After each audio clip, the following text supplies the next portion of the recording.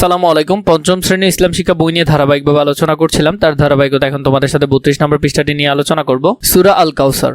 তো সূরা আল কাউসারের মধ্যে ইন্না আতাইনাকাল কাউসার ফাসাল্লি লিরাব্বিকা ওয়ানহার ইন্না শানিয়াকা হুয়াল আবতার। আমরা যদি অর্থগুলো একটু দেখি, নিশ্চয়ই আমি তোমাকে কাউসার দান করেছি, এটা হাউজে কাউসারের কথা বলছে।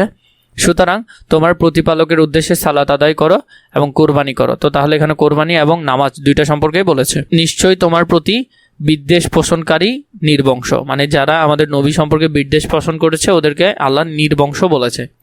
সূরা আল কাউসারের তাৎপর্য, সূরা আল কাউসার পবিত্র কোরআনের 108তম সূরা, যা 30তম পারায় অবস্থিত, এবং সূরার রুকুন সংখ্যা হলো 1টি এবং আয়াত সংখ্যা হলো এখানে 3টা।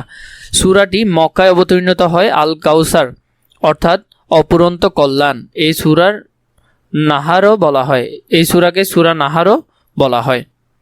সূরা আল কাউসার নাজিল হওয়ার সময় সাহাবিগণ রাসূলুল্লাহ সাল্লাল্লাহু আলাইহি সাল্লাম এর মুখমণ্ডলে হাসির ঝলক দেখতে পান। সূরা কাউসার হচ্ছে ইহকাল ও পরকালের অপুরন্ত কল্যাণের সুখবর। এই সূরা হতে হাউজে কাউসার সম্পর্কে জানা যায়, যা কিয়ামত দিন মহানবী হযরত মুহাম্মদ সাল্লাল্লাহু আলাইহি সাল্লামকে প্রদান করা হবে। 1 নম্বরে সঠিক উচ্চারণে সূরা আল কাউসার শিক্ষকের সঙ্গে অডিও শুনে ভিডিও দেখে তিলাওয়াত করি, কাজটি দলগতভাবে করি। তো এটা সুন্দর করে তোমরা পড়ে নিবে এবং বুঝে নিবে।